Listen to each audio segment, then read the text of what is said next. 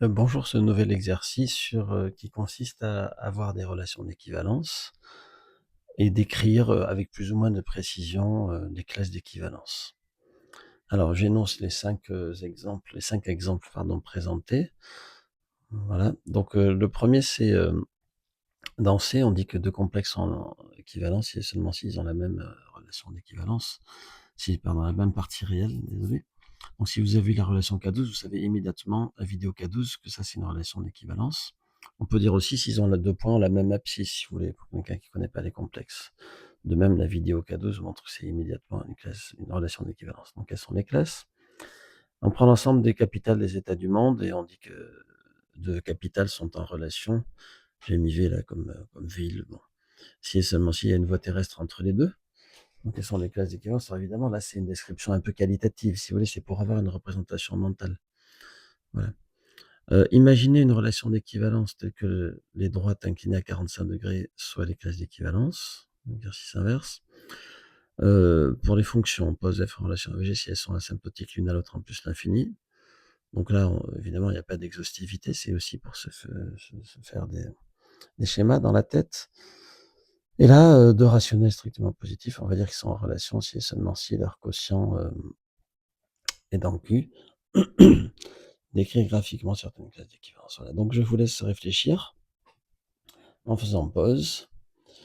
Et maintenant, je vais ouvrir les solutions. Attention, c'est parti.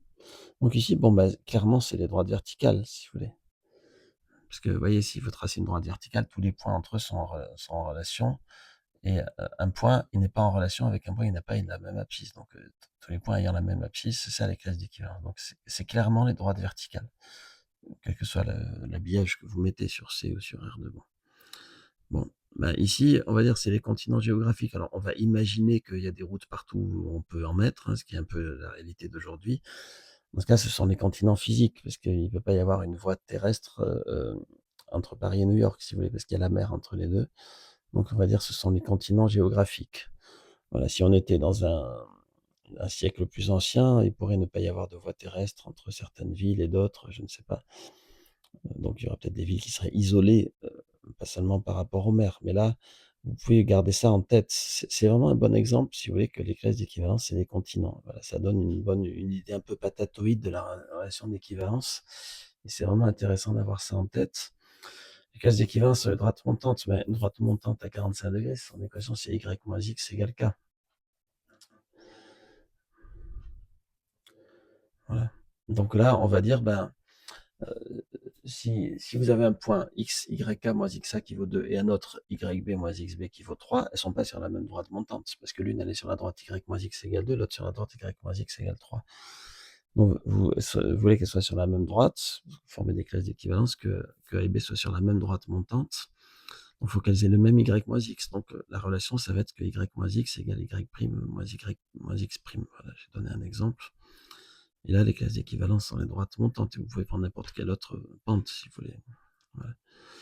Alors, si f et g sont asymptotiques l'une à l'autre, bon, déjà, si vous prenez une fonction affine comme ça, vous avez toutes les fonctions qui ont elles-mêmes pour asymptote. Par exemple, si vous prenez une classe serait celle des fonctions telles que f possède l'asymptote oblique. Voilà, 2 points. Cette classe contiendrait, par exemple, la fonction g de x égale 3x plus 2 plus 1 sur x. Et plus généralement, toutes les fonctions. Alors, on a des fonctions de R dans R, hein, donc voilà. Toutes les fonctions h de x égale 3x plus 2 plus petit o de 1. Bon, voilà, ça serait ça, cette classe, si vous voulez. Sachant que le petit o, c'est une écriture qui n'a de sens qu'en plus l'infini. Au voisinage de plus l'infini. Dans notre exemple, c'est un petit o en plus l'infini. Elle fait ce qu'elle veut avant, vous voyez. Voilà, donc la meilleure écriture, c'est de dire que, en fait, c'est ça, elles sont en relation si seulement si la limite de f moins g en plus l'infini égale 0. Voilà. Bon, une autre, ce serait celle des fonctions de limite nulle en plus l'infini, c'est-à-dire asymptote horizontale, y égale 0. Mais il n'y aurait pas que ça, parce que là, j'ai parlé d'asymptote oblique.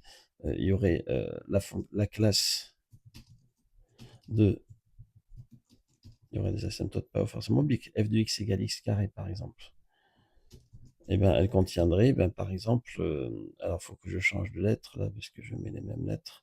La classe de u de x égale x carré, elle contiendrait v de x égale x carré plus 1 sur racine de x, ou plus 1 sur x, ou plus 1 sur n'importe quel truc qui tend vers 0, si vous voulez.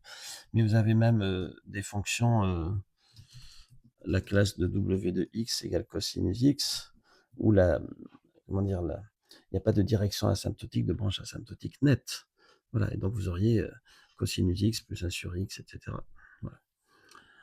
Donc il y aurait une sorte de faisceau de courbes à partir d'une même courbe.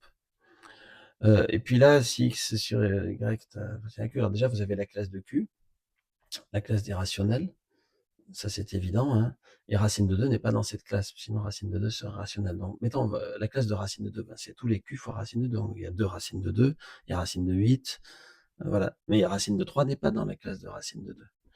Et donc vous avez, pour chaque irrationnel, si vous voulez, va définir une classe. Alors on peut pas dire qu'il y a une classe pour chaque irrationnel, parce que comme j'ai mis là, la racine de 2 et 2 racines de 2, c'est deux irrationnels distincts, ils ont la même classe, mais ils sont liés entre eux par un facteur rationnel. Voilà. Donc en fait, pour chaque irrationnel a sa classe, si vous voulez. Puis il y a la classe de pi, mais on pourrait dire aussi la classe de pi sur 3, c'est la même chose. Et donc on dit la classe de pi parce que c'est plus facile à dire.